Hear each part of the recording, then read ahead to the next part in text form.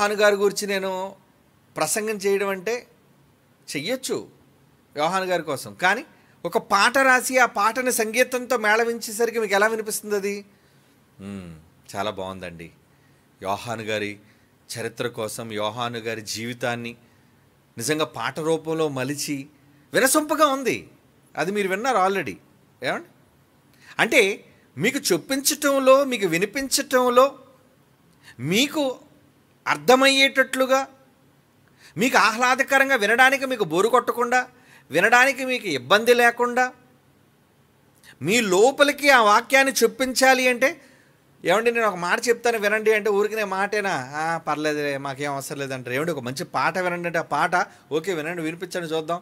ప్రసంగం అయితే గంట ఉంటుంది కానీ పాట అయితే 2-3 నిమిషాలే కదండి, వినండి, వినిపించండి అని అంటారు. అంటే మనిషి దేనికి ఇష్టపడతాడు అంటే ఇది ఒక సాధనం. మర్చిపోకండి, ఈ సంగీతాలు, వాయిద్యాలు ఇవన్నీ ఏంటంటే దేవుని వాక్యాన్ని ప్రజల మధ్యకు తీసుకుని వెళ్ళడానికి సాధనాలు. సంగీతములతో, కీర్తనలతో అన్నాడు కదా బైబిల్లో. ఏమంటే అంటే నేను టూకీగా చెప్తున్నాను, సబ్జెక్టులోకి డీప్గా వెళ్ళట్లేదు. కానీ అక్కడ టచ్ చేయలేని కొన్ని ప్రాంతాలను బైబిల్లో మీకు విశదీకరిస్తున్నాను అంతే. కనుక సంగీతములతో అన్నాడంటే, సంగీతము అంటే ఏంటి? సంగీతములు అన్నీ ఉంటాయి. ఏదో తెలుగులోని సంగీతం అంటే సమ్ అంటే మంచిది, గీతం అంటే పాట, మంచి పాట అనేది కాదు. అక్కడ సంగీతము అంటే వాయిద్యబద్ధమైనది. వీళ్ళు ఎక్కడ మరి కొత్త నిబంధనలో వాయించినట్టు లేదు కదండి అనేసి అంటే వాయించినట్టుగా కనబడితేనే మీరేం చేస్తారేంటి? కొత్త నిబంధనలో చెప్పబడలేదు కాబట్టి, కొత్త నిబంధనలో పాట పాడినట్టు ఉంది కాబట్టి, ఎక్కడ వాయిద్యాలు వాయించినట్టు లేదు కాబట్టి మనం వాయిద్యాలు వాయించకూడదండి అని అంటారా? ఎందుకు అలా తీసుకుంటున్నారు బైబిల్ మీరు? అంటే ప్రతిదీ మీరు చేయాల్సింది బైబిల్లో ఉండాలా? అదే గతంలో చెప్పాను కదా, యేసుప్రభు స్నానం చేసినట్టుగా ఎక్కడ బైబిల్లో రాయబడలేదు. కనుక యేసుప్రభు గురించి ఎక్కడ స్నానం చేసినట్టు రాయబడలేదు కాబట్టి మేము కూడా స్నానం చేయమంటారా ఏంటి కొంపతీసి మీరు? కనుక మీరు చేయాల్సిన ప్రతిదీ చెప్పడు బైబిల్లో. మీరు చేయాల్సిన ప్రతిదీ బైబిల్లో దేవుడు రాయించడు. ఆయన పళ్ళు తోముకున్నట్లేదండి, ఆయన తలదూకున్నట్లేదండి, ఇవన్నీ ఉండవు మీకు. అంటే మీకు అవసరమైనది ఏదో అది మీకు చెబుతాడు. ఆ తర్వాత వెనకాతలు ఏం చేశారో, ఏం వాడారో, ఎలా పంపించారో అవన్నీ లేదు. కానీ అల్టిమేట్గా ఏంటంటే దేవుని మాట మనిషి యొక్క హృదయంలోనికి చొప్పించడానికి ఇవన్నీ ఏంటి? సాధనాలు. ఏమండి మరి సాధనాలు మన మధ్యన వాడకూడదండి అంటే? మరి ఈరోజు సంగీతాలు, వాయిద్యాలు వాయించకూడదు అన్న వాళ్ళు మైకులు వాడుతున్నారా? మైకులు వాడుతున్నారు లేదా? బాక్సులు వాడుతున్నారా? యాంప్లిఫైర్లు వాడుతున్నారా?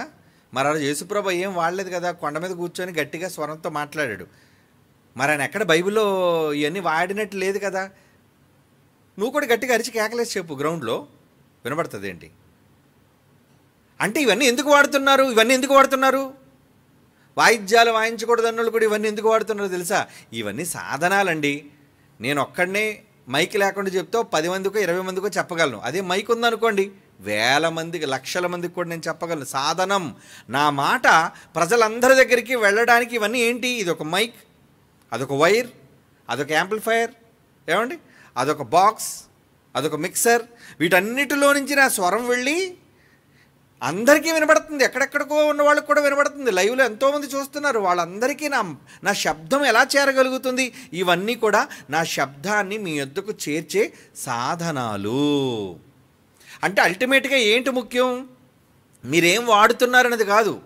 మీరు కెమెరా వాడుతున్నారా, మైక్ వాడుతున్నారా, వైర్ వాడుతున్నారా, లైట్ వాడుతున్నారా?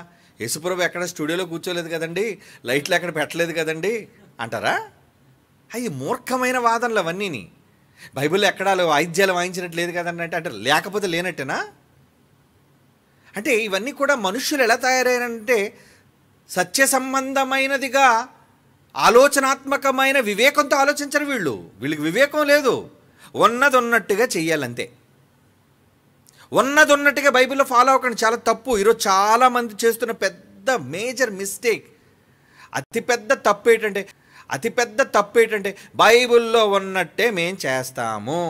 బైబిల్లో ఉన్నట్టే మీరు చేస్తారా? అలాగైతే యేసు ప్రభు ఆయన అప్పగింపబడిన రాత్రి ఏమండి ఒక పాత్రను ఎత్తుకొని ఏమన్నాడు? ఈ పాత్రలోనిది మీరు త్రాగునప్పుడల్లా అన్నాడు. ఏ పాత్రలోని త్రాగాలి? ఆయన చేతిలో ఏదో పాత్ర ఉంది, ఈ పాత్ర అన్నాడా?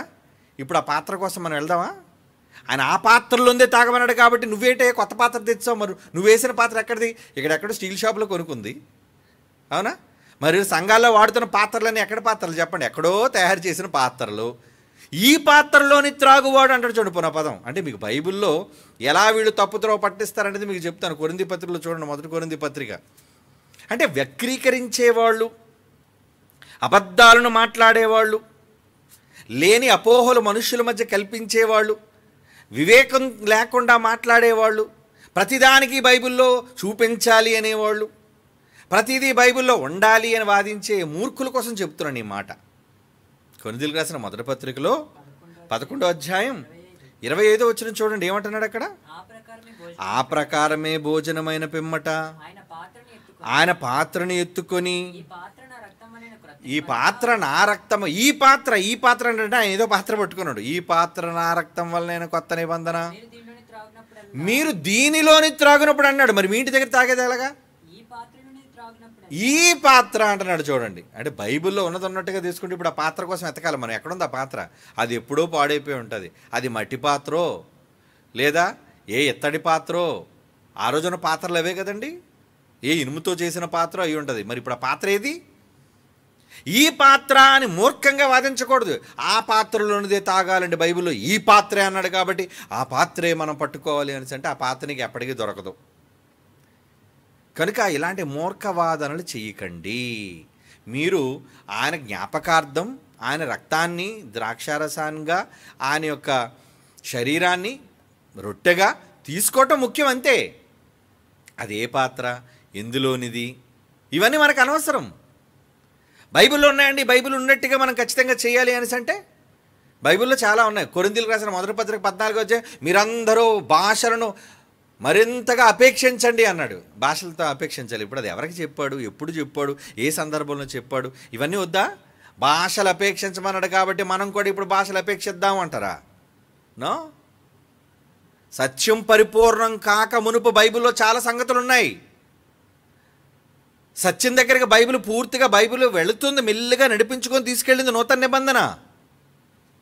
మొదటేమో ఇశ్రాయేలీయుల దగ్గరికి వెళ్ళమన్నాడు, ఆ తర్వాత ఎవరి దగ్గరికి వెళ్ళమన్నాడు? సర్వలోకానికి వెళ్ళమన్నాడు. ముందేమో ఇశ్రాయేలీయుల దగ్గరికి వెళ్ళమన్నాడు, తర్వాత ఏమో సర్వలోకానికి వెళ్ళమన్నాడు. ఇప్పుడు ఎవరి దగ్గరికి వెళ్ళాలి అంటే సత్యం పరిపూర్ణమైన తర్వాత అందరి దగ్గరికి వెళ్ళాలి అన్నది మనం ఆలోచించాలి. బైబిల్లో ఉంది కదండి, బైబిల్లో ఉన్నదాని ప్రకారంగా అక్షరాన్ని బట్టి మేము మాట్లాడతామంటే తప్పు. అలాంటప్పుడు అక్షరం బట్టి ఎవడని మూర్ఖుడు మాట్లాడాడు అనుకోండి, క్రైస్తవులకు మనం ఎలా బుద్ధి చెప్పాలి కదా మరి. ఎందుకంటే బైబిల్లో ఇది లేదు కదండి, బైబిల్ ఎక్కడ రాయబడలేదు కదండి, బైబిల్ ఎక్కడ దేవుడు చెప్పలేదు కదండి అనేసి అంటే పోనీ చెప్పిన వాటి ప్రకారంగా ఉన్న మాట ప్రకారంగా చేస్తావా? అసలు చెప్పినవే ఎవరు చేయాలి, ఎప్పుడు చేయాలి, ఎందుకు చేయాలి అనేది ఆలోచించాలి నువ్వు. నమ్మిన వారి వల్ల సూచక్రియలు జరుగును అన్నాడా?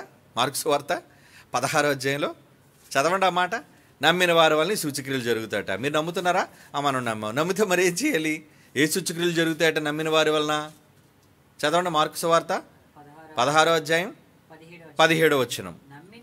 మార్కు సువార్త 16వ అధ్యాయం 17వ వచనం. మూర్ఖులైన వారికి ఎలా జవాబు చెప్పాలో నేర్పిస్తుంది బైబిల్ విశ్వవిద్యాలయం, క్రైస్ట్ చర్చ్, సత్యానికి స్తంభం. ఏది పడితే బైబిల్లో ఉన్న అక్షరాన్ని బట్టి మాట్లాడకండి. బైబిల్లోనే ఉంది ఇది. ఇప్పుడు బైబిల్లో ఉన్న సందర్భాన్ని మీకు చూపిస్తున్నాను. బైబిల్లో సందర్భం బట్టి నమ్మిన వారి వలన ఈ సూచక్రియలు కనబడతాయట. ఏంటది? ఆయన యేసు నామాన్ని దెయ్యాలు వెళ్ళగొట్టొచ్చట. ఓకే, పోనీ వెళ్ళగొడదామండి. కొత్త భాషలు మాట్లాడదామండి. ఇది కూడా చేసేద్దాం. నోటుకు వచ్చింది ఏదో మాట్లాడడమే కదండి, పిచ్చి మాటలు. పాములను ఎత్తి పట్టుకోవడం. మీకు పాము ఎత్తని పట్టుకుంటారు మీరు? ఏమండి, మంచి విషపూరితమైన కాబ్రా, సరైన నాగుపాము తీసుకొచ్చి మనిషి అందరికీ కింద మీరు గుడిలోకి వెళ్తున్నప్పుడు ఒక్కొక్క పాము చేతితో పట్టుకొని వెళ్ళిపోండి అమ్మా నాయన అని చెప్పి మీకు ఇచ్చారనుకోండి, ఇంకెప్పుడు ఈ గుడికి మీరు రారు. ఎందుకు? నమ్మిన వారి వల్ల ఈ సూచక్రియలు కనబడి అన్నాడు కదా. మరి మీరు నమ్మితే పాములను ఎత్తి పట్టుకోవాలి కదా. మరి బైబిల్లోనే ఉంది. అదే బైబిల్లో ఉంది కాబట్టి మీరు చెయ్యాలి. అదిగో భాషను అపేక్షించమన్నాడు కాబట్టి మనం అంతా భాషను అపేక్షించాలని ఈ గొర్రెలు మాట్లాడుతుంటే చాలా వరకు బుద్ధిహీనపు గొర్రెలు, బైబిల్లోని సందర్భానుసారమైన జ్ఞానము లేనివారు. నేర్చుకోండి బైబిల్. అందుకే కదా పెట్టాము ఈ విశ్వవిద్యాలయం. మీకు బైబిల్ సారాన్ని నేర్పించడానికే కదా. మీరు వినరు, నేర్పిస్తే వినరు, మూర్ఖంగా మాట్లాడతారు. బైబిల్లో ఉంది, అపేక్షించమన్నాడు, చెయ్యాలి. బైబిల్ ఎక్కడుంది వాయించమని అడుగుతాడు. మళ్ళీ బైబిల్లో ఎక్కడుంది అంటే బైబిల్లో ఉంటేనే నువ్వు చేస్తావా? జ్ఞానయుక్తంగా ఆలోచించవా? బైబిల్లో రాయబడితేనే చేస్తావా? బైబిల్లో రాయబడకపోతే నువ్వేమీ చెయ్యవా? అసలు రాయబడినవే ఎవరికి చెయ్యాలి, ఎందుకు చెయ్యాలి అనేది ఆలోచించాలి. అది ఇప్పుడు మీకు చెప్తున్నాను. నువ్వు రాయబడిన దానికోసం పక్కన పెట్టండి. అసలు రాయబడిన వాటిని విషయాన్ని ఎలా మనం తీసుకోవాలి? నమ్మిన వారి వలన సూచక్రియలు జరిగినాయి కాబట్టి పాములను ఎత్తు పట్టుకుంటారట. ఏమంటే మొదటిది ప్రమాదకరమైనది. ఇంకోటి కూడా ఉందండి అలాంటిదే. మరణకరమైనది ఏది త్రాగినను నమ్మితే అది వారికి హాని చేయదు. ఎవడైనా ఎండ్రిని తీసుకొచ్చి మీకు ఇచ్చేసాడు అనుకోండి, ఏమంటే ఎవడైనా పొలంలో కొట్టి పురుగుల మంది తీసుకొచ్చి ఇచ్చేసాడు అనుకోండి, మీరు నమ్మి తాగితే ఏమవుద్దట? హాని చేయదు. హ్యాపీగా ఉంటారు మీరు మందు తాగినట్టుగా. ఏంటి చెప్పండి? ఏమండి హిట్ 420 తాగేశారనుకోండి, ఎలకల మందు తాగేశారనుకోండి, అయినా మీకు ఏమవ్వదు. మరి అవుతుందా అవదా మీరు చెప్పండి. ఇప్పుడు క్రైస్తవులకు సూటిగా అడిగే ప్రశ్న, నేను నమ్మాను యేసు ప్రభువునని చెప్పుకున్నవాడు ఎవడైనా బైబిల్ ఇది ఉంది కాబట్టి నువ్వు నిజంగా తాగుతావా? పామును పట్టుకుంటావా? పామును చూస్తేనే చెట్టెక్కేస్తావు, నువ్వు కనబడవు. అలాంటిది పాము దగ్గరికి వెళ్ళడం, పామును పట్టుకోవడం, ఏమండి ఇవన్నీ చేత కాదు. కానీ పిచ్చి భాషలు మాట్లాడడం తెలుసు కాబట్టి ఏమండి బీరకాయ భాష అంతా మాట్లాడతావా? ఏమండి భాషలు మాత్రం మాట్లాడతారు. ఎందుకు? సులువు కదా, నోటుకు వచ్చింది నాలుక లొడలోడ తిప్పడం, ఎడుబడితాడు పిచ్చి మాటలు, ఎర్రోడు మాటలు అన్నట్టు. ఇంకోటి అద్భుతాలు చేయడం అంటే అది ఈజీయే, చేసేస్తుంటావు నువ్వు. మరి మాయ చేయడం అంటే మన తర్వాతే కదా. మరి అవన్నీ చేసినప్పుడు ఇదెందుకు చేయవు బిడ్డ? బైబిల్లో నమ్మిన వాళ్ళ కోసం ఇది కూడా రాయబడిందయ్యా, మరి నువ్వు చెయ్యాలి కదయ్యా. ఎందుకు చెయ్యరు? బైబిల్లోనే ఉంది కదా, ఎందుకు చెయ్యవు? ఇక ఇది మనం చేయకూడదండి. ఎందుకు చేయకూడదు? బైబిల్లో ఉన్నది చేయకూడదని నువ్వు అంటున్నప్పుడు రాయబడింది చేయకూడదు అనడానికి హూ ఆర్ యూ? నువ్వు చూపించాలి ఇప్పుడు రెఫరెన్స్. ఎక్కడ డోలక్క వాయించాడండి పేతురు గారు, ఎక్కడ కంజీర కొట్టారండి, నీకు ఇప్పుడు చూపించాలి కంజీర ఎక్కడ కొట్టాడో, లేకపోతే నువ్వు మాట్లాడావు అన్నమాట. అంటే మూర్ఖులు ఉంటారు ఇలాంటి వాళ్ళు. అందుకే చెబుతున్నాను, వాక్యాన్ని ప్రజల మధ్యకు తీసుకుని వెళ్ళడానికి ఇవన్నీ సాధనాలు. అలాగే వాక్యం అనే ఒక పాటని ప్రజల మదిలోనికి చొప్పించడానికి ఈ సంగీతాలు, ఈ వాయిద్యాలు ఇవన్నీ కూడా ఏంటంటే మరింతగా మసాలా యాడ్ చేయటం అన్నమాట. అవన్నీ మందుందండి మీకు అర్జెంటుగా డిసెంటరీ పట్టుకుంది అంటే మోషన్స్.